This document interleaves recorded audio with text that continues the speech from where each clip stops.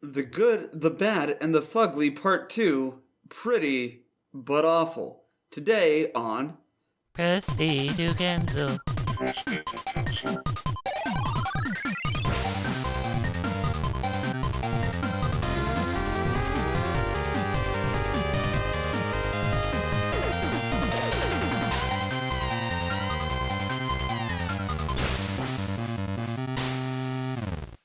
Everybody, welcome to Press B to Cancel.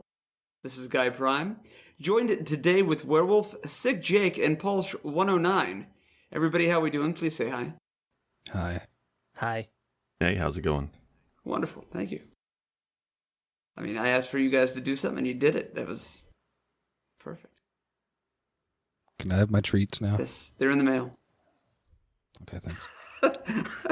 I love how quiet but serious you were. Okay, thanks. Okay, so... I was going to make a joke about You saying say hot jump, sauce. I say... I like how it was you say jump, I say hot sauce. All right, so today we're continuing a discussion we had a few weeks back. The prior episode was games that are ugly but so much fun to play.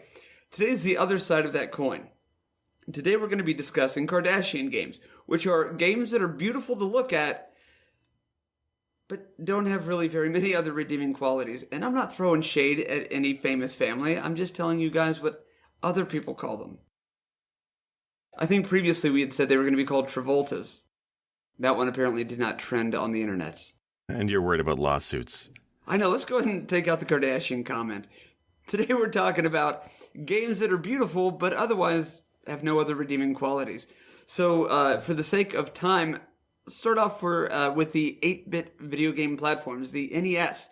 And let's go with you, Sick Jake. Let's talk about a game for the NES that is gorgeous, at least for the time, but an otherwise truly awful game. Let's hear about it. So I had to dig up my list from last episode, and I'm trying to figure out why I picked Who Framed Roger Rabbit for the NES. Because it's a bad game, so it covers the last half of the criteria. But is it a pretty game? For the NES, it actually looked pretty good, especially the further you get into it. There's a fair amount of detail in a lot of the locations. It gets pretty bright and colorful, even for an NES game, as you go into the Toontown segment later. I want to hear why he calls it hot garbage. So this is clearly Wolf's pick for 8-bit, although you like the game, though. No, you're right. I actually do, and we'll get into that. Yeah, so you're right. The backgrounds are large. It's not the usual repetitive tile style of most NES games. Like, the backgrounds are very large and colorful, and the sprites themselves are very tall. They're very big. They're animated well, and like you mentioned, later in the game, quite the diversity in them too. Yeah, there's quite a bit of different NPC styles and characters, and then halfway through the game, you go from Normalville to Toontown. And it's all brand new art assets, like, for the most part. So yeah, it's definitely a well done graphically. Music and other presentation is fine. Just, it looks good, especially for the NES. But I find the gameplay terrible. It's like a hunt and gather type of game where you're trying to find. I think it's where you're trying to find pieces to the will, and you don't know where the hell they are, and you're going from building to building trying to find them. Every so often you get waylaid by the fucking weasels and they just ruin your day. And just, the gameplay is just no help whatsoever. I think there's a hint system in the game. It's okay. Yes. It's hot garbage. Yes, it is hot garbage. Yes. I was going to save that for later, but it's true. This game is terrible, but it actually does look really nice. But Wolf, I think you like this one. I do, but partly I think that's to do with some nostalgia on my part. It's a game I had as a kid, and it's a game I tried over and over to actually beat. And it's one I put a lot of time into and actually got pretty far. You were saying earlier before the podcast that you beat this game with the Game Genie as a kid. This is one of those games that I never tried to beat with the Game Genie. Instead, I actually tried over and over to beat it legitimately, and still to this day, never have, I don't think. Your inflection saying Game Genie's throwing me off so bad. I'm not sure why, but sure. I always say Game Genie. Game Genie. But but he's saying Game Genie. Game Genie. Okay. like it's a last name. All right. Mr. Game Genie. Yeah. It just feels It wrong. just feels wrong. But I mean, I used to find ways to make use of exploits within the game that I discovered myself to try and further the gameplay, and I did come up with a lot of ways to like get through the game real quick and actually get to that fight with Judge Doom. Okay. Never could figure out how to beat him after you actually knock him on his ass, which takes forever. Yeah, it's almost impossible. And that's one of the reasons why you end up using the Game Genie, is by the time you get there and you do just die on the final boss fight, it was really frustrating. So the Game Genie, I think, basically makes you invincible, I think is what the code was. And then it makes the fight a breeze. But it just, I don't know, man. It looks great. I love the fact that it's a boss encounter and the dip from the hook there that you attach, and it's well presented, but I just don't like the gameplay at all. It to me, the game got, and this is trying to set aside my bias, I think the game got a few things right, but it got a lot more wrong. And so I kind of attach to those few things that it got right, and I have fun with that every time I play it. But I can see why people are just like, oh, God, get it out of here. What, do we know what year that game came out? 87? I want to say 87, 88. Okay, so it was kind of in the middle of the life of the NES. Interestingly, it was made by Rare. Published by LGN, so GPU should like it automatically. And it was 1989. Oh, okay. I mean, late game NES game, that probably explains the graphics being a notch above, because late game NES was pretty good. Yeah. That's one thing with this category I was trying to think of is I want a good looking game, but not one that's just good looking because it was at the end of the era. But Paul, what do you think about Sick Jake's choice? I think anything that Sick Jake calls hot garbage is amazing. Okay. Yeah, we never disagree. No, I can't remember it. Yeah. I don't even know what to say. Like, I just can't. I remember playing the game as a kid, and I remember hating it, and I wanted to love it so much. I think it's because that's like the movie and stuff. I was like, Jessica Rabbit, blah blah blah. I may have hit puberty at that point. I don't know, but You were just 3. I was 3, yeah, man. But That's what Jessica things Rabbit happen, does. Yeah. and it happened really fast. The floodgates opened, so to speak. No, I can't weigh in on it because I remember hating it as a kid, so I just won't play it now. I'm like, no, I can't do it. I think I'm kind of in between where Sick Jake is at and where Werewolf is at. Because I do have a bit of nostalgia for it. That's the reason that I bought it. Because I remember playing it in my aunt and uncle's basement. They had a couple of games, and that was one of them, along with like RoboCop and Super Mario 2 or whatever. So I have the nostalgia for it, but to keep the human comparison here, I think this is a game that, have you ever met a person that might be attractive, but their personality is such crap that they become unattractive because of it? I think that's this game. Oh yeah. Even if it was kind of pretty at some point, it is off-putting enough because of its personality that I don't even care to look at it. So it is a Kardashian. Right, but then to go, and to give Werewolf some credit, speaking of the Game Genie, I find the Game Genie to be more appealing than Who Framed Roger Rabbit. I would rather play the Game Genie. I would plug that in and play that for 30 minutes. That was a wildly accurate sound effect. You guys got me dying. Okay, Paul, give me your choice for the NES. What's your beautiful but shit game? I had trouble trying to find a beautiful game that wasn't amazing for like NES era because they were in their groove, they knew what they were doing. But I remember one game that I thought at the time looked amazing, and I looking it up since I can't it pretty much is on par with what I remember, but it's not as good looking as I remember. But the game itself I thought was terrible. Was Double Dragon 3: The Rosetta Stone on NES. And I loved, like, you start off in a dojo. I was like, yeah, this is already cool because you're training, you're already one of the Double Dragons kind of deal. And then after that, I was like, the most useful character I remember in the game was the guy that looked the dumbest or whatever it was to me. Like, It was like the fat dude with the claw. I just remember the game. I hated it. I sucked at it. And this is from the guy that, played Double Dragon 2 and enjoyed it. So, I just found it was really, really hard, and it didn't feel like the other games. Like, it was just jank before I knew what jank was. And I hate talking smack about older games because, obviously 30 years plus of experience playing newer games where, people polish their skills. But this one just, I didn't want to go back to it. And I do, but I don't. Like, maybe I should get a Game Genie and go play it because, maybe I should just redeem myself that much and at least say I went through it. Never beat it because if I'm using a Game Genie, see, that's how you say it. So I guess here's my question: Is Double Dragon 3 the one where you walk around and beat up people? Yes, that one. Yeah, exactly. Want to make sure I remember. Not to be confused with Super Mario Brothers 2. Right. Because that's the one where you're like beating people up with vegetables. Yeah, so. with vegetables. vegetables. Vegetables. That's adorable. Thank you. Werewolf, what do you think about the third Double Dragon? I honestly can't speak too much on it. I never played it. I've seen some of the game in action, but not even the NES version, the Genesis version. However, I can say what I watched of the Genesis version, it looked absolutely terrible. And I mean, if the 16-bit version looked that bad, like in gameplay, I can't, like, again, I can't speak to the graphics because I've not even seen the NES version in action, but 16-bit version of the game, the gameplay looked absolutely awful. I can't imagine it was much better on the NES. Yeah, sure.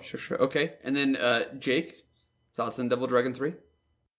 Yeah, so graphic-wise, you're right, it looks great. I think the backgrounds are detailed enough, the colors there. Multiple characters I'm always a fan of. When a fighting game or a beat-em-up has multiple selectable characters, I think that's fantastic. It's great.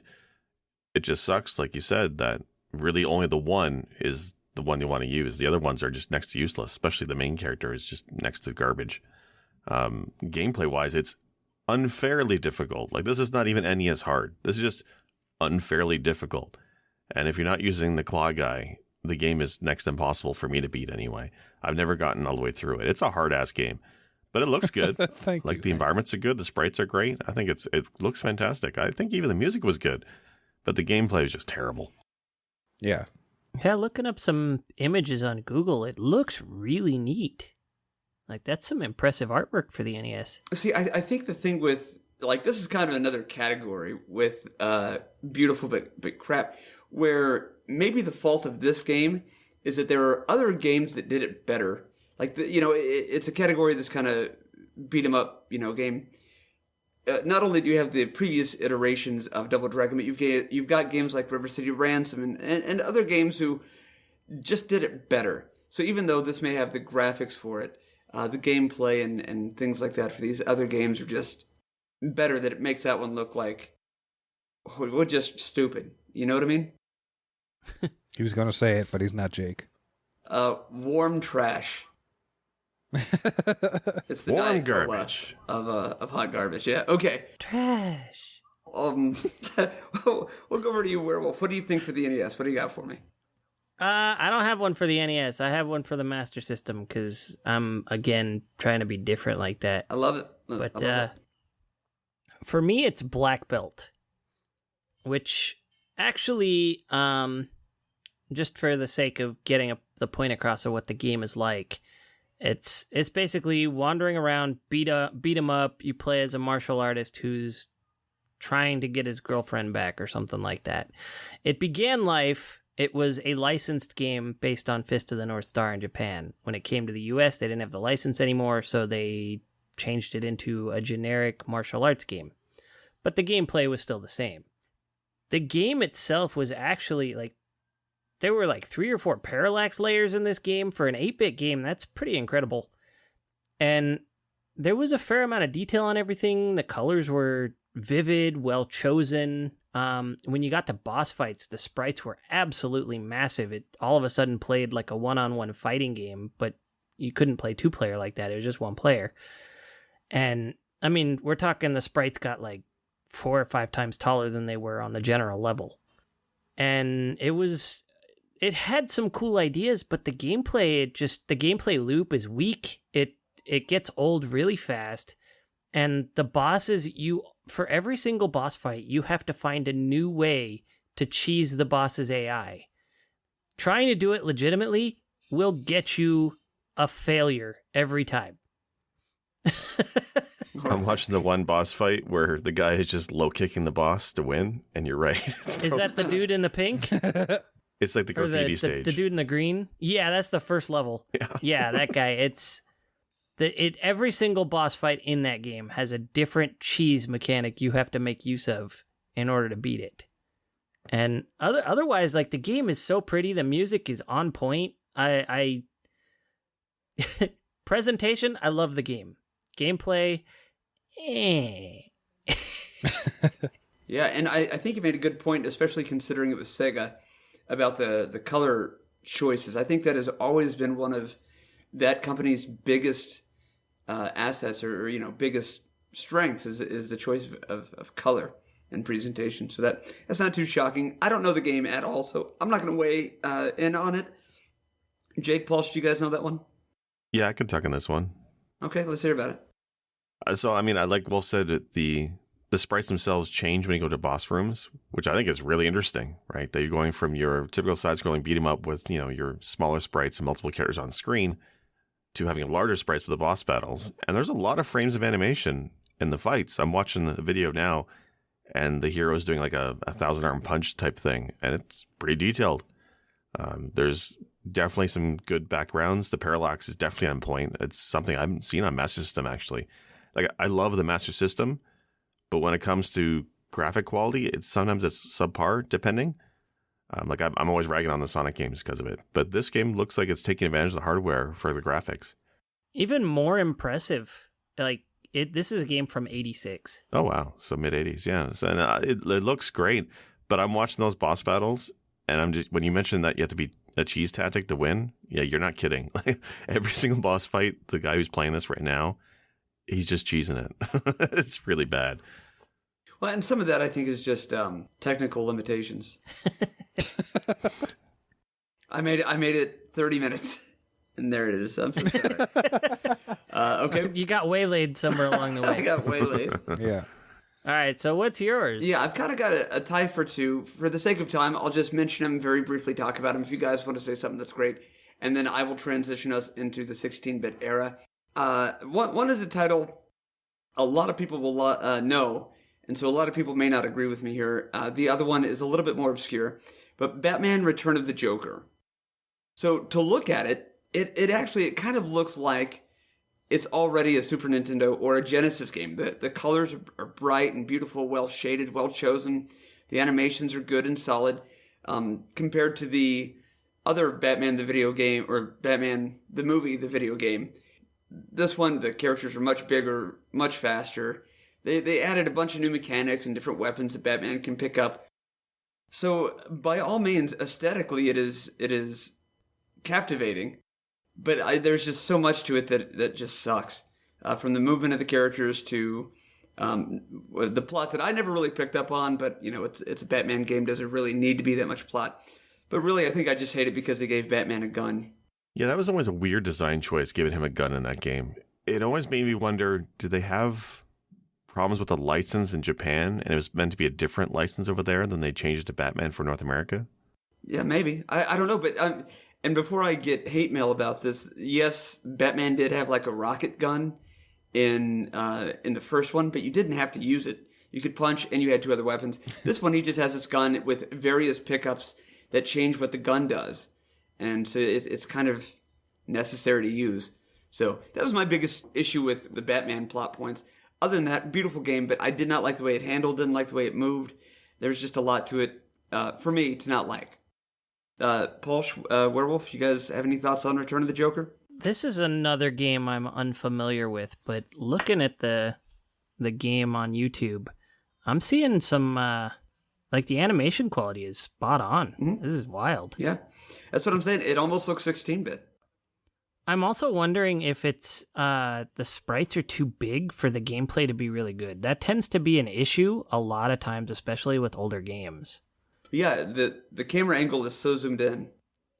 Even look at just example here, Mega Man 1 through 6 versus Mega Man 7. Mega Man 7, the gameplay sucked compared to the other 6, and I have a theory that it has to do with just how big the sprites were. It limited the actual gameplay space for gameplay to be truly interesting. I would 100% agree with everything you just said. Paul, how about you? I never played this one, actually. When you said that, I was thinking, the original, like, Batman one for NES, which, I don't know, I thought it was a great game. But when I realized you're talking about something else, I'm like, oh, crap. But no, I now I want to play this just because it's Batman related. I don't care how good or bad it is. I'm a fan, so I got to try it. Yeah, no, of course. And it's kind of a rare, well, not super rare, but it's like a good $35 to $45 cartridge if you go out and try to find it. So there's a little bit of a rarity to it, but it's cool to have. But I have no desire to pick it up and play it again. So my honorable mention here, and I'll just speak about this briefly. If you guys want, you can pipe up about it. Moon Crystal. It's a game that I wanted to like. I've played it a number of times, on the Twitch channel. But in the end, it is over animated to the point of that looks cool, but it doesn't handle well. It's got these cool looking kind of like Ninja Gaiden anime infused cutscenes, but the plot is not there. The gameplay, the platforming, it's all trash. I hate to say it. It's hot garbage. I'm going to come out and I'm going to lean into it. I want to like this game, but there's just not enough there to actually give it a good feeling. It's kind of animated like Prince of Persia. You know what I mean? Yeah, but it's I thought you did like this game. Yeah, it seemed like you were enjoying it. I enjoyed it. I thought, well, okay, I got salty at the challenge the first time, and then when I beat it, I felt good, and that was kind of the high point for me. I even did it for Retro Block Party, so I did it for a couple hours there and played through it. And it was during that playthrough that I thought, okay, I'm gonna just tell people I like it, but deep down, I think I have to admit this is a bit of a turd, a bit of a turd. So there's that. Okay, so if you guys are okay with it, we're gonna move into 16-bit era. Let's do it. Yeah, okay, let's do this. I'll start us off. Not controversial, just kind of a weird pick. For me, Super Tecmo Bowl or Tecmo Super Bowl, the Super Nintendo version of Tecmo Bowl. This kind of goes back to, they made it because it's the same game, but for a new system. They added a few things, but nothing really relevant. So, honestly, I just liked everything about the previous versions better than this one. And while, yes, graphically, because of the new technology, it does look better than the predecessors, I just would rather play the old ones. Sports games can be like that, really. You can find any sport game that looks great but doesn't play as well as the others. And to me, the reason this one stood out is because the ones it's not as good as are the classics. Sports ball. Right, yeah. I don't know if anybody's going to have overly strong opinions on this one. This is a game I didn't even know existed until like 2 years ago. So, Well, I played the Nintendo one, and the Nintendo one was definitely great.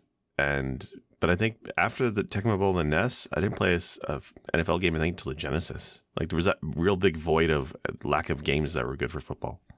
But and even with that, the Genesis had so many better and very odd sports games. Yeah.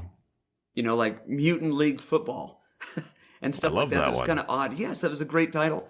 So, yeah, if you're familiar with the Tecmo Bowl games from the NES, just stick with those because there's nothing really new enough or beautiful enough to make this one redeemable over the predecessors.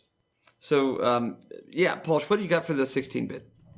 I've got one. I'm going to stand by this one because I think it is a beautiful game. I think it is amazing, graphics. Music is great. And it plays like ass. And I'm going to go with Castlevania Symphony. Wait, no, I tried that joke already. Battletoads and Battle Maniacs. I'm sticking with this one. It looks badass. The sprites are so cool, man. You're running around playing as Pimple and you're just huge. It's so much fun. And then you realize this is a Battletoads game, and I think people complain about how hard the original is, and I think this one is worse. Not for difficulty, but just for jank. It feels like, I don't know, I wanted to beat Battletoads on NES because, it's fun. It's awesome. This one I wanted to see through just because it looks cool. Like, the graphics I just love the sprites. Like, I couldn't get enough of them. And the music was fun because it was just updated sound chip, so they had some nice stuff. And of course, the pause music was awesome. Not as good as the original, of course, but it just, it made me angry to play. I mean, game rage is common when I was a kid, but this one, I don't want to go back to it. Like, if I do, I'm going to have to go Game Genie. So it's kind of like Obi-Wan fighting Anakin, right? Like, you were the chosen one, like that level of anger, because it's beautiful and it's a series that you love and it's supposed to have all of this stuff. And then it's a potato. And you're just like, Thank you. Damn it. Yeah. I was so excited. Now I'm so hurt. Yeah. Like, I want to go through just to experience the art and the music. That's it, because that's the only thing I liked about it. But, I mean, looking at it now, going back, that's kind of what I like about Battletoads as well. So, but either way, no, this is my choice, and I'm sticking by it. And I'm sorry if anybody disagrees. But yeah, that's the original Battletoads was. I mean, one of the big gameplay things was the vehicle levels. There's a good variety of different things to ride. Does the SNES game have that as well, or no? Yeah, like they have a speed bike level, the same thing as like Turbo Tunnel, and then they have some other ones too, and it's weird.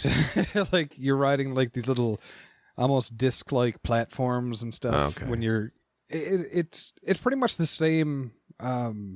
It's like the updated version of Battletoads is the best way to put it. Like, if they tried to remake it for Super Nintendo, because I mean that's what a lot of Super Nintendo games seemed like they were doing. It's like, hey, let's just one up the original game, so Super Ghouls and Ghosts and stuff like that. They were and Super Castlevania 4. These ones were essentially remakes of the same games. And Battletoads and Battlemaniacs had a different story and stuff, but it definitely was not something standalone. You'd be like, if you played the original, you can play this one. It feels the same.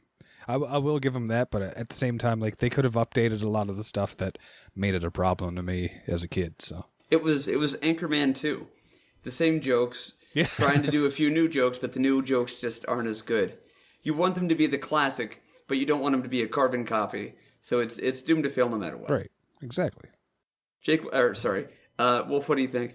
Another game I never played, but that's partly because I had some friends who wanted to play it, and I was never into the original Battletoads, so I always was like, you guys can go play that. I'll do something else.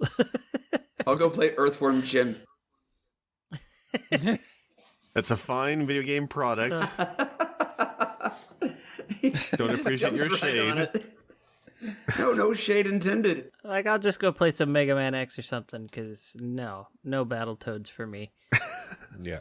It's one of the series I just didn't get into as a kid. Apparently I avoided the shit games, I guess. I don't know. Jake, do you have anything to add on that one? I'd never played either. What kind of threw me was the sprite and animation looked great. But like we mentioned with Batman, there is definitely a connection between large sprites and not enough room to do things on the screen, and it kind of affects gameplay. And I think this Battlemaniacs was kind of like, had all the hallmark signs of a bad game based on the sprite size. That's why I kind of got turned off as a kid from that game. So I never did play it. I think I played the arcade version once or twice, but I mean, arcade games are usually trash for your quarters. By design, we're going to take your money. Well, that's the thing. They're designed to be bad. They were designed for you to fail, so they get your money. Except for Rygar. Rygar, that's a gem. We all love Rygar. Yeah. Okay, well, Jake, since we're on you, what is your pick for the 16-bit? Okay, so this is this game, right? It's one of my favorite games as a child, and it was Donkey Kong. I love the shit out of that game. Even though it was ugly in the Atari, I loved it anyway. I've always loved Donkey Kong. I never had a SNES till late in life. But when I finally got a chance to play the SNES, there's this game, Donkey Kong Country. Everybody raves about it. Everybody says it's like their favorite top 10 game on the SNES, Donkey Kong Country. And the graphic style, I give them credit. It's this pre-rendered 3D style, very unique for its time. They definitely tried breaking away from the typical 2D mold with their sprite work. The levels are pretty varied, multiple worlds, unique bosses. You have 2 characters on the screen, Diddy and Donkey Kong. Graphic-wise, it's a pretty decent-looking game. I hate this game. I hate this game so much. Minecarts. If you've played Donkey Kong Country, the first minecart level, like the game up to that point is like, oh, this is okay, a little challenging, but one hit, I die. Okay, you, Diddy, you're useless, but okay, I can play you. But that minecart level, which requires such precision jumping, and it only gets worse from there. There's one level where you have to jump from these flaming barrels to flaming barrels and then off of tires. It's just a trash bag of a game. It is so terrible. I don't understand why anybody loves Donkey Kong Country. It is revered for our generation. They love this game, but it is a bad, bad game. Just terrible. Terrible. The music's good, though. I like the music. But anyway. That game. All right. So let me follow that up with, I completely agree. I also do not like Donkey Kong Country. At the risk of saying goodbye to some of our fans, I'm sorry. If you like this game, that's great for you, but I can't stand it. It's not even because of the minecarts. I actually thought the minecarts were one of the redeeming qualities in this game. It's everything else I can't stand. What are you? I feel like the platforming in general is dull, slow-paced, boring, sometimes luck of the draw when it comes to, the barrels. I think I remember there being, the barrels, blind faith jumps and shots out of these barrels. There's a lot of horse going on in this game, and everybody's like, oh, but my childhood. No, it's bad. And, okay, I played this game when it came out. My brother was like, I want to rent this, and so he rented it, and we spent a weekend playing it. I 100%ed that game that weekend. And afterward, I was like, I am done with Donkey Kong Country. This was some bullshit. I never even bothered with 2 or 3. Wow. See, okay, I don't care for the sequels as much. I have a special place in my heart for the first one. But, I mean, I'm gonna call this a pickle game. People typically have very strong opinions, either pro or con pickle. There's not a lot of people who are like, pickles, take them or leave them. They're either like, yes, pickles, or no, get the pickle away from me. So I think this is kind of that. And as I'm having flashbacks to hear Werewolf say dull, boring, stupid horse. And I'm remembering the last time I've heard those words in that order was my parent-teacher conferences when I was in 2nd grade. And I went to Catholic school. Sister Rosemary did not need to say that about me, but we persevere. Dull, boring, stupid horse trash bag of a game. Wow, I liked it. I gotta be honest, I still do. The water levels are tough, but fair. And the minecarts I find to be not that difficult. So, Paul, what do you think? Man, it's a pickle. Yeah. It's a pickle. I love dude. I'll be the first to admit it. I love pickles, especially lately. I've been really craving them. Maybe I'm pregnant, but that game. No, I really Jake said it, and I knew immediately he's gonna go off on this because I've seen him play it, and he's just no.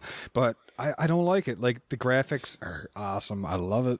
The music is amazing, but it's like as soon as you get past like the first 10 or 12 levels, all of a sudden it's like the difficulty ramps up, and they just say, let's see how much we can with the gamer. And it just made me so angry. I want to enjoy it. It starts out smooth and it's fun, it's relaxing, not so much easy, it's just satisfying. And then it's just, no, okay, I'm done. Okay. So I played like the 3 ones on SNES, and I was like, okay, cool. And never beat any of them, and I never plan to because minecarts. That's one of those games that they just kept making sequels, and I didn't understand. And then they were like, yeah, let's put it on Game Boy, too. I was like, oh, good. Now it's an ugly version of this game. That's the thing. No, it's ugly. It's a pickle, though. It's super salty and juicy, and it spits you in the eye.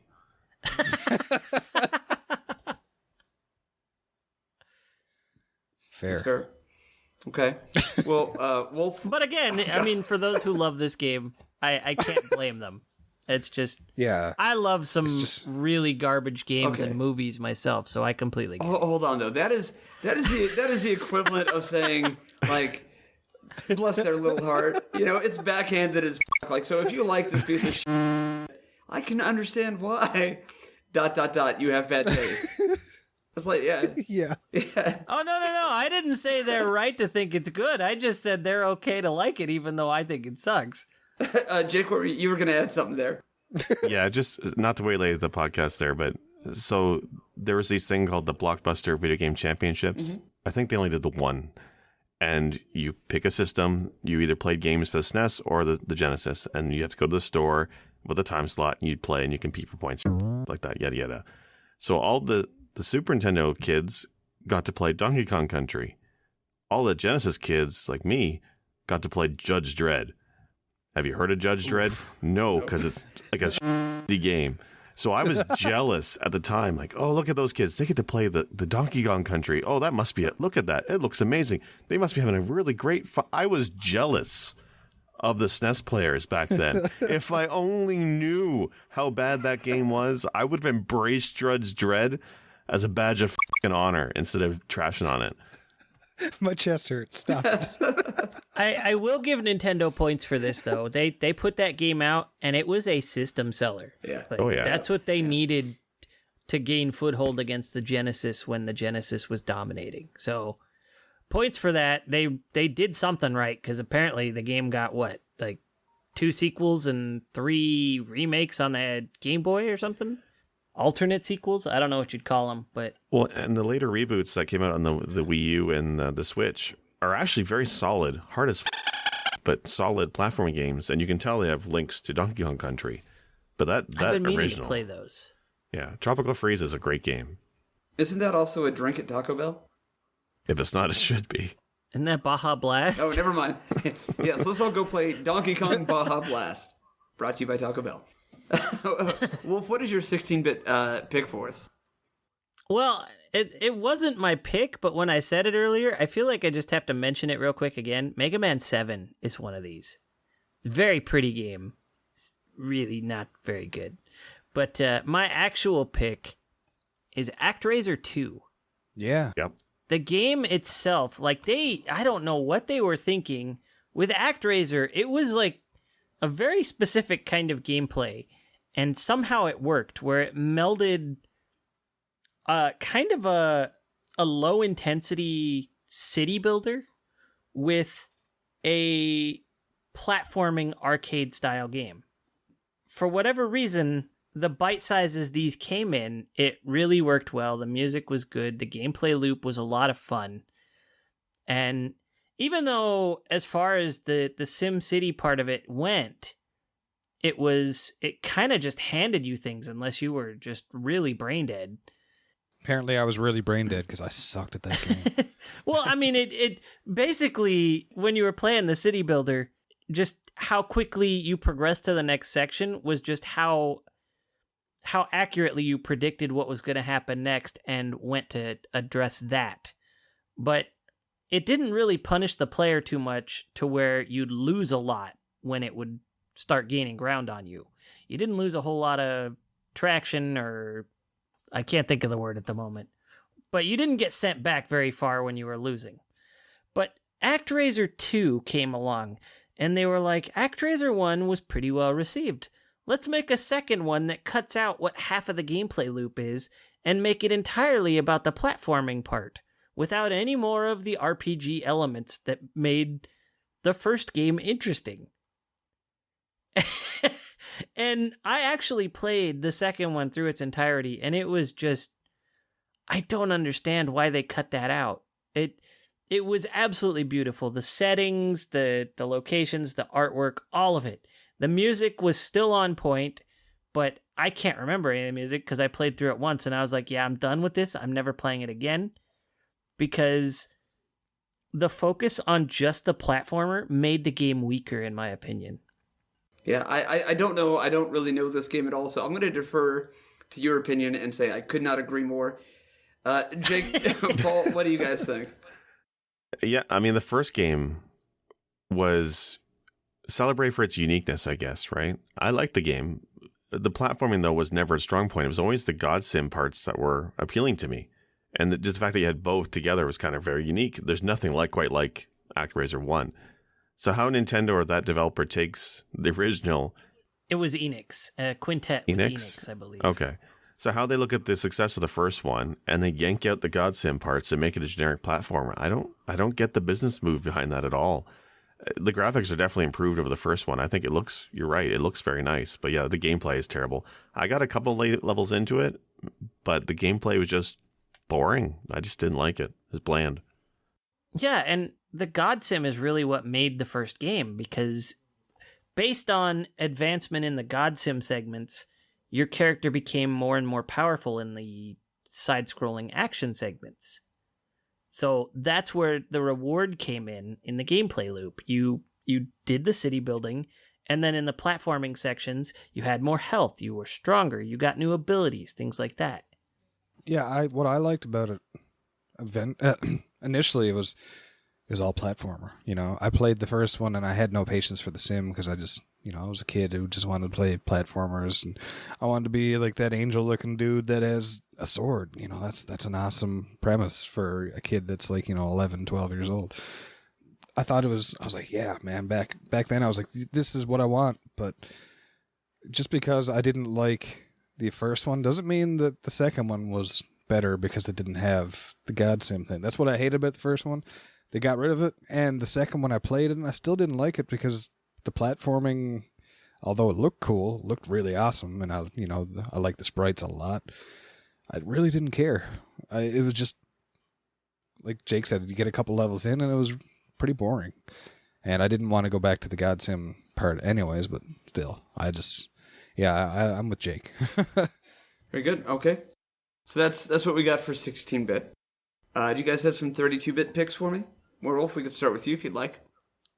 Mine is 64-bit, but Kirby 64.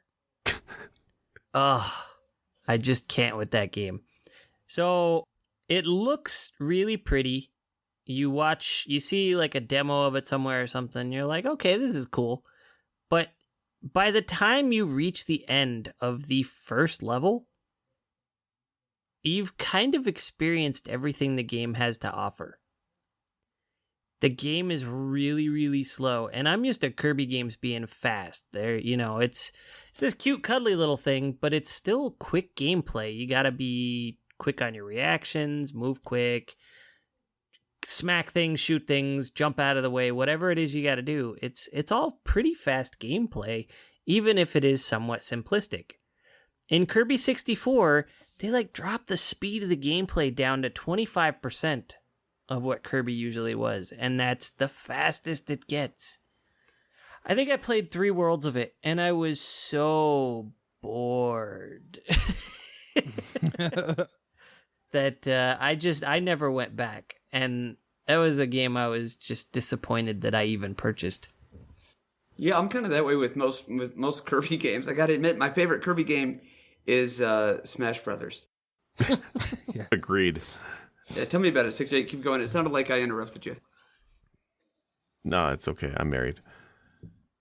I'm just watching a video. Is Kirby throwing a dildo around? Is that his power in this? No? All right, let me look up some video because I don't remember this. I'm just wondering, is there other power-ups? Because Nintendo Kirby is probably most famous for the various power-ups and how that affects the way Kirby looks, right? Yeah, I don't remember seeing a lot of power-up variation in this game either. Yeah. I have a parental lock on my computer. Could you just send me the GIF? Yeah, he's whipping around a banana dildo. That's bizarre. Nintendo, what the hell, man? And also, what enemy did he get that from? It's like Fight Club. We don't talk about it. The donut. Shit, I'm so sorry. The donut, of course. Yeah. You're right, though. It does look, for a Nintendo 64 game, I rag on 64 a lot for some of the graphic ability, but they're really pushing the limits of what they can do with this one. I don't really know the Nintendo 64 as a platform-heavy game system, especially for 2D platformers. There's a few, though. This looks nice, but you're right. You're not kidding. When you said it was slow, it is definitely slow looking. It's like if you miss the timing on anything in this game, it's all your fault. The game gave you plenty of warning for anything that's going on. Yeah, it looks like, I mean, there's a thing with all modern Kirby games where a lot of people just consider them to be a little bit too easy, more aimed at kids. Kirby, notable for being the most difficult franchise in Nintendo, according to me. But you can see from this game, they definitely started lowering the difficulty. It looks easier. It just looks really slowed down and sluggish. You're lucky we already made fun of you for this before, so you get a pass. That's not going to stop me here. Because two things I hear people say all the time is, man, Kirby... no, sorry, I already messed up that joke. So that's not going to stop me here. What I hear people say often is, yeah, Ghouls and Ghosts was hard, but you know what? Kirby. That was tough. I'm telling you, that one boss. But anyway. I love all your opinions, Jake. I got to admit. I played Canvas Curse, and that game was legit hard. It was pretty fast-paced. It was a lot of fun. And that came after Kirby 64. Like, I don't understand what they were doing with 64. They had excellent Kirby games before it. They've had excellent Kirby games since. They just dropped the ball on the gameplay in that one for some reason. And as 64 games go, it actually looks pretty good. There's a lot of detail in the backgrounds and everything. Yeah. Very good. Paul, what do you got for us? I kind of screwed it up last time. So I'm going to try to redeem myself. Kind of. Because last episode, we talked about games that looked terrible but were great. For some reason, I started talking about Doom 64, which I thought looked pretty good, but played like ass. So I don't know what happened. Maybe I was drunk. I don't know. I had one. We already talked about that, so I'm going to flip it over just for spite and to say what I was supposed to say last time. Parappa the Rapper. Looked like ass. Great game. I'd throw in everyone for a loop, make sure you're paying attention. So now we're talking about something that's good, just looks ugly. So, yeah. Do you understand that right now there's a whole group of people who love Doom 64 that are like yelling at the podcast right now, like, no, don't take back everything. You were our new hero. I'm going to take all those 4 people on in the world in a fight. You were the chosen one. I mean, Jake and I have already made all the enemies with Donkey Kong Country, so... yeah, exactly. They've already tuned off the episode already. Don't worry about it. Yeah. No, it is... I just wanted to go with that one. I think it's pretty straightforward. And I only played a demo of Parappa the Rapper, so I can't even weigh in on it much. I just remember the commercials being amazing, and the game was fun. It's simple, but yeah, it was not pretty. Like, even for something as simple as that, well, that actually could be a very interesting episode idea in the future, is video game commercials or advertisements that really stood out to us over the years. That could be fun. Yep. Jet Moto. Okay, sorry, before I get way late into this other stuff. Do you guys have comments on Doom 64 or Parappa the Rapper? I mean, I love Parappa the Rapper. Like, I mean, I did a spoken word poetry of the first song before in stream. That's how much I like Parappa the Rapper. What? I never got to play it that much outside of that demo that came with the PlayStation 1 at some point. I wasn't allowed to be exposed to hip hop. That's why you wear a Wu-Tang shirt as an adult. Well, I mean, I eventually started making my own decision. What's that like? Well, I gave it up pretty quick because I got married. But Mom, stop it! I'm recording. Yeah. Oh, that's so accurate. Okay, well, I'm gonna throw this game out here for the 64, and this is going to upset some people, but I am saying this because it's how I feel, and I'm excited to hear the conversation it will start in our Discord for the channel. But Majora's Mask, Legend of Zelda Majora's Mask. This is kind of similar. Oh, so you mean Star Tropics 3? Yeah. Okay, so here's my take on this. It's kind of like what I was saying with Tecmo Super Bowl, where it's the exact same as the thing before it, just not quite as good.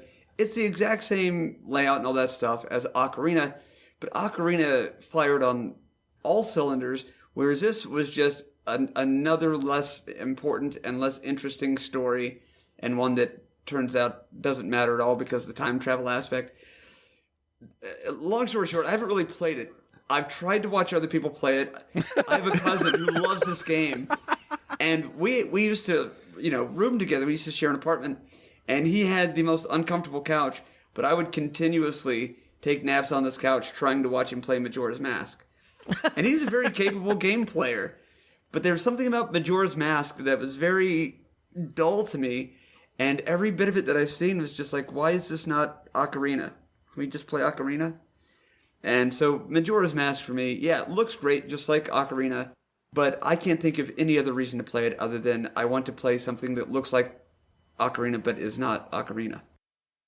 So I have some friends who love this game. Sure, it's very well loved. And I didn't buy into that. Like, I really enjoyed the first Zelda, but after the first time playing it, I played it a second time. Like, Zelda 64 is what I mean here.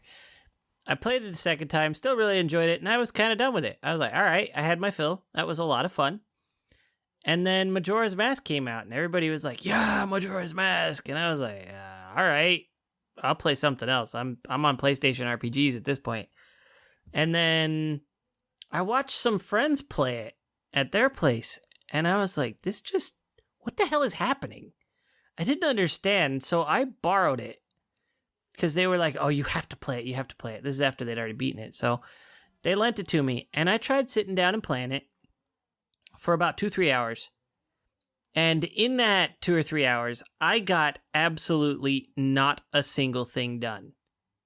I could not tell where I was supposed to go, what I was supposed to do. Even with the information I was being given, I was like, what is happening in this game? Sorry, I spaced out for a second. Are you talking about World of Warcraft all of a sudden? No? Okay, keep going. No, because at least World of Warcraft was like, do this, you're done.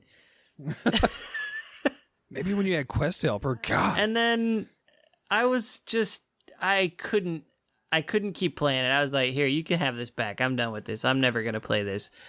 Years later, I think I picked it up on the Wii or Wii U Virtual Console, and I tried it again for another hour and a half. I was just as lost that time. Yeah, same. And we're talking like 20 years of separation. I'm a lot more patient with games when it comes to trying to figure them out now than I was back then as a teenager.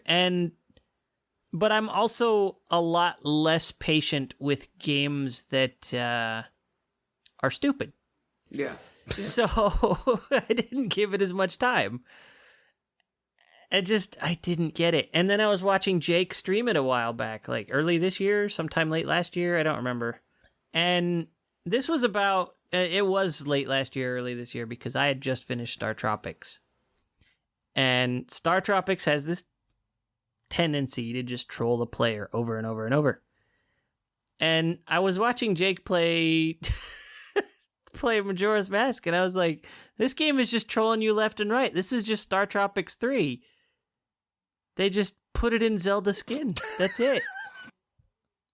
Anyway, that's my take on it. It's hot garbage.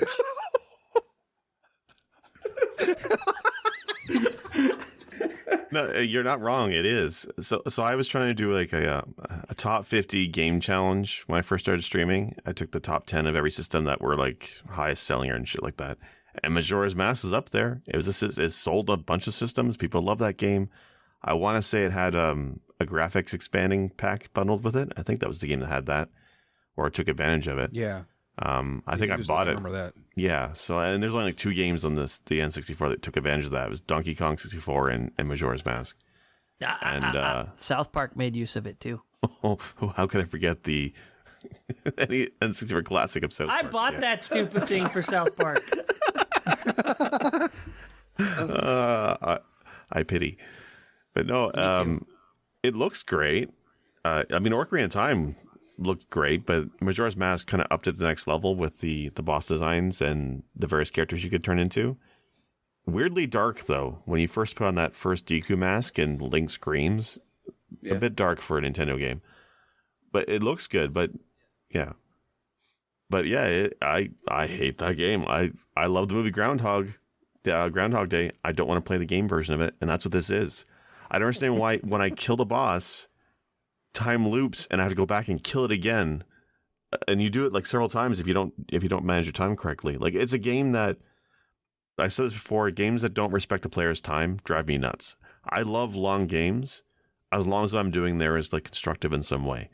And Majora's Mask is a couple of things that drive me nuts. One is the fairy system in the dungeons. The fairies are dispersed in a bunch of tiny mini fairies. They're hidden throughout the dungeon.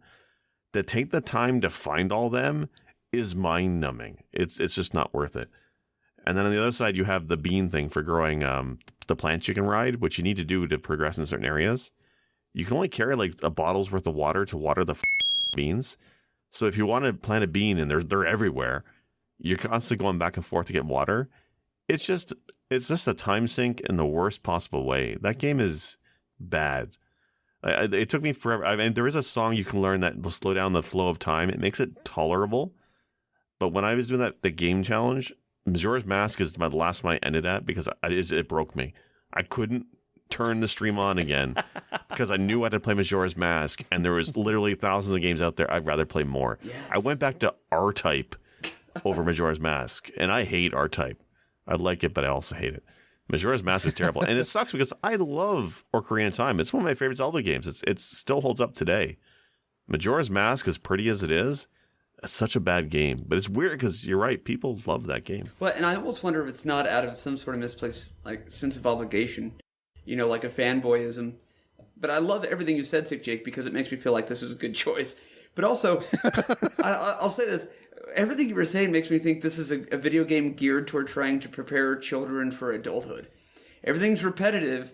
You have to do this, but you can only do it with this, but people will still expect you to deliver and produce. And also, if you shirk your responsibilities, the planet is doomed and the moon will fucking crash into it. Also, shout out to the moon in that game for giving me nightmares. Paul, what do you think? Yeah. I want to agree with Jake and Werewolf because I never got to play it as a kid. I remember this is probably the tail end of my N64 career here is what we're talking about. I had the expansion pack. I don't remember where I got it, but I managed to get it. So I was playing PlayStation games, a lot of PlayStation RPGs at the time. And so I was like, I'm over 64, PlayStation's better, and I just started playing more RPGs than that. And 64, of course, was definitely not known for RPGs. So I finally got a copy of the game. I think I rented it or borrowed it or something. And I had the expansion pack, even though I've never played a game that needed it. And for some reason, the cable, like the RCA cables or whatever you call them for the hooking up to the TV, screwed up and they didn't work. So I couldn't get the game running. And I spent like an hour trying to figure it out and realized it was the cables. And I wasn't good at troubleshooting. I'm still not. And so it just made me angry. And I was like, no, I'm never going to play this again. Then I saw Jake playing it in the same stream that Werewolf was talking about. And the more I saw Jake play it, the more I'm happy I didn't play it because I could not stand watching him play it. I was getting salty watching Jake play. So, the last game I actually played in the series was Ocarina of Time. I say Ocarina. I don't know which is right. But anyways, I love that one, but couldn't care less about playing Majora's Mask. And when I saw Jake playing it, I'm like, I'm glad I didn't because it had nothing that appealed to me at all. Like I didn't want to run around with Link with masks on. I wanted to be Link, and I wanted to be adult Link. I wanted basically the entire Ocarina of Time, but as an adult, you didn't have to do the time travel to be a kid and stuff. It was kind of like that second Metal Gear game. You play Metal Gear so that you can play a Snake, and then here's 15 minutes of Snake. Now you get to be this new guy that no one likes. So that's an interesting point. I like that. Who the fuck is Raiden? Yeah. Why is he so whiny? God. For the guy named after the god of lightning or thunder, man, he's sure is a whiny bitch. And you didn't even play as Snake. You just played as Raiden under codename Snake for 15 minutes until they were like, all right, let's give you a different codename. The opening... Oh, no, the opening on the ship. That's right. Okay. Yeah. All right, so we got Paul doing his backtrack from last week. We got Kirby 64. We've got Majora's Mask. Jake, what do you got for us? Okay, so... I'm not trying to double up on Majora's Mask. No, I'm not trying to... Yeah, Majora's Mask is definitely one I would have picked, but... No, so when we said for ugly but good, I mentioned Final Fantasy VII last episode, and I stand by that. On the flip side, for pretty games that are bad, Final Fantasy VIII, for sure. Okay, so this is a game where later on in the PlayStation generation, Final Fantasy VIII comes out, and a lot of the gripes I had with the graphics in Final Fantasy VII were mostly fixed in 8, right? The models of the characters are far more detailed. The enemies look great. There's a lot more textures. There's still that same variety of enemies everywhere. You're the best looking guy here. The meme is classic. The FMV, I mean, we know the Final Fantasy series in the modern age is all about the FMV, and 8 was especially about the FMVs. The summon spells look amazing, right? The graphics are great. It looks amazing. Music is okay. But the gameplay, the whole idea of the summons take like 5 minutes to finish, really slows down combat. Each character is unique, yes, but then everybody has to be tied to junctions. The junction system with the summon spells is very confusing. Didn't work for me. The fact that you couldn't cast spells, you had to draw them out of draw points randomly around the map was really tedious when you wanted to build up spells for a new dungeon or a boss fight. The gameplay for me was just terrible. And the story, I'm not going to spoil it, but the whole orphanage thing halfway through the game, that twist was beyond ridiculous. It was beyond stupid. And it kills me how that Final Fantasy 4, you go to the moon, right? And how that seems great, that seems okay. But in Final Fantasy 8, when you go to space, how come it's infinitely more fucking stupid that you're in space in that game? Just everything around it makes that game so terrible. It's so stupid. And then they play that Eyes on Me song by that one artist, and it's so bad. Why is there a romance song in my freaking RPG? Why? Why Square? Why? That game it plays so bad. Just so bad. But it looks so awesome. Squall looks really cool. He is the prettiest guy in the room, and he's much better protagonist than Cloud, as far as I'm concerned. At least this guy speaks. But anyway, that game sucks. I want to say, regardless of what I think of the game right now, I appreciate your passion for how much you hate these games. I was feeling bad for going off on rants for the games I picked, and then Jake comes out with that, and you know what? Thank you. Well, Jake, nobody likes Final Fantasy VIII. Don't worry about it. I'll say this. I may not agree with everything you say, but I will defend to my death your right to say it so I can later listen to it at half speed. Right. No, that was... Speaking of memes that gotta die. No, that was... Yeah. That was one of my favorite Jake rants, I gotta admit. And I think it's only a matter of time until some famous person picks up Jake for a rant show, and we miss him. So enjoy him while he's here, everybody. Yeah. No, that's a great thing, though. Okay, but Jake, I have to ask you now, which would you rather play, Final Fantasy VII or Final Fantasy VIII? 7 by far. The gameplay in 7 I like. I love the material system from 7. It was fun. It was customizable. It was great. But the magic system and Junction in 8 was just tedious, slow, boring. I'd rather play a fun game that's ugly than a pretty game that's bad gameplay. And that, I think, is the heart and soul and the meaty bits of this 2-part episode. I love it. Before we wrap up, I know Werewolf said he was going to have some honorable mentions, so I wanted him to be able to discuss those. One thing I do want to throw out, just to shade the hell out of it, is a decent-looking game that is beyond anything else redeemable. Mario is missing against all platforms. It sucks. We watched K-Biz try to do it, and if K-Biz can't make it interesting and fun, literally nobody in the world fucking can. So, K-Biz, I love you, but he never beat it, and he keeps talking about coming back to the retro therapy and beating it, and I'm almost wondering if we shouldn't just give him a mulligan on that one and say pick literally any other game. But, okay, so that's my beef with Mario is missing. Love you, K-Biz. I know you're going to listen to this. I can't wait to hear what everybody says about this episode. Werewolf, let us know about your honorable mentions before we leave. Before we stray too far from Final Fantasy VIII, I do want to mention that is a game that I actually fell asleep playing in battles. Like, not even during story because I was so into it, but I fell asleep playing it during combat segments and would wake up at a game over screen. Like, if an RPG puts you to sleep during combat, the combat's not good. Okay, so, honorable mentions. Mega Man X7 for the PS2. Game looked great. It was Mega Man's first foray. Well, okay, the Mega Man X series first foray into 3D. And they did amazing work with the animation, the art, character designs, all that. But they put the animation before the gameplay mechanics in this game. Now, there's a move I used to do with Zero in previous Mega Man X entries where you'd jump and slash so that you'd kind of just keep running. Because if you're running and you hit the slash button, he'd stop, swing his sword, and then after a moment start running again. So it slowed you down. So, you tap jump, you hit the sword, you get a little arc of damage out, and then you keep doing that over and over and over and over. Similar to Symphony of the Night. I used to do it in that too. It was great for keeping your momentum, keeping the gameplay fast, and actually getting multiple hits in real quick. In Mega Man X7, I tried it early on because they start you off playing as Zero, I think. I'd jump, hit the attack button, Zero would try to bring his sword out, and then he'd land. And then he'd just put the sword away. Like, you'd see this all animated, real pretty. No attack actually happened. That's not to speak even on the rest of the 3D gameplay in the game that was also just terrible. That's just the 2D stuff that they broke from previous entries. My other honorable mention, Damnation for the Xbox 360 and PC.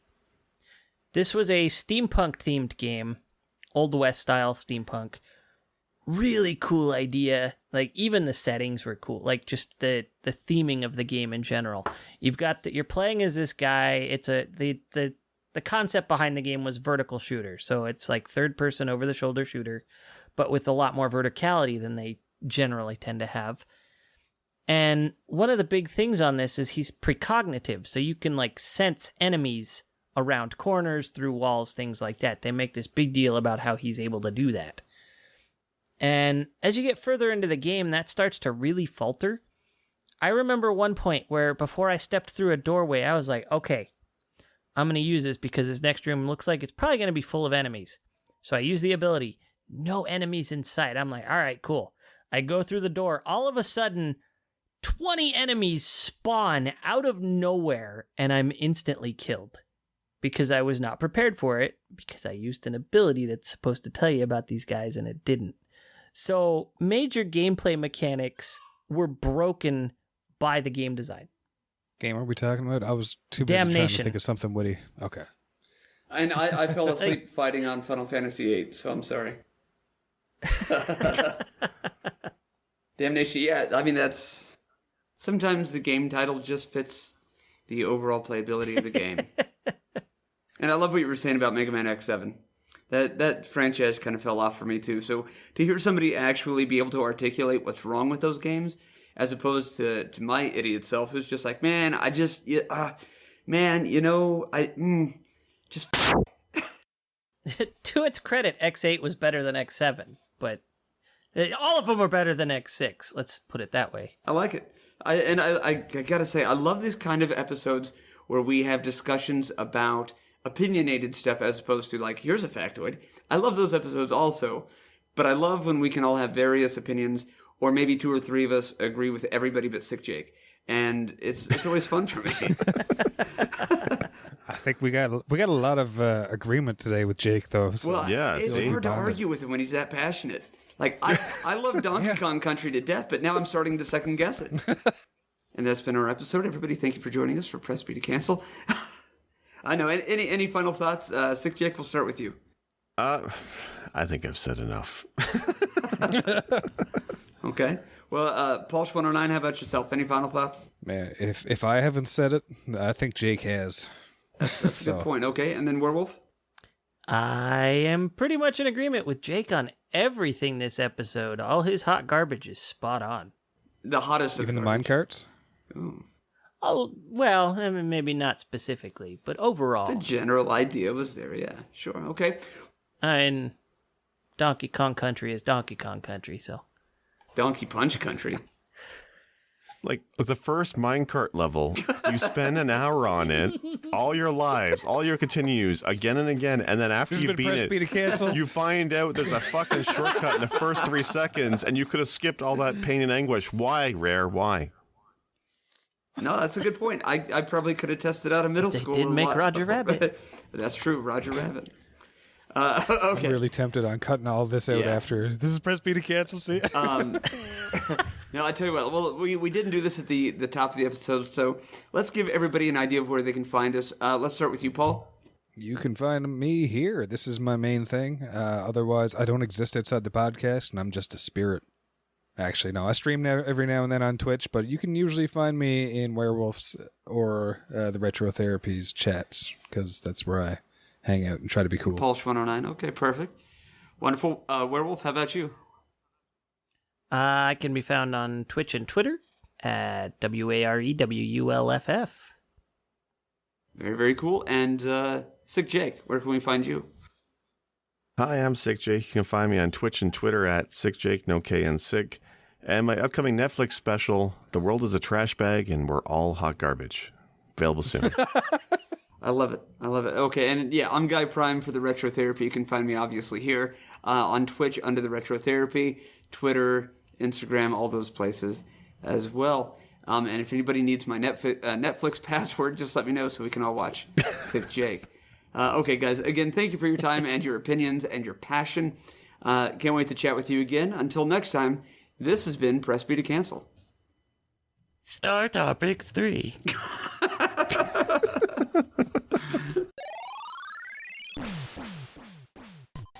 Special thanks for music go to Arthur the Ancient, found on SoundCloud, or The Last Ancient on YouTube. For more episodes, please visit our website, PressB2Cancel.com. As well, feel free to like or subscribe at Apple iTunes, Google Podcasts, or anywhere else you like to listen to your favorite shows. As always, thank you. This has been PressB to Cancel.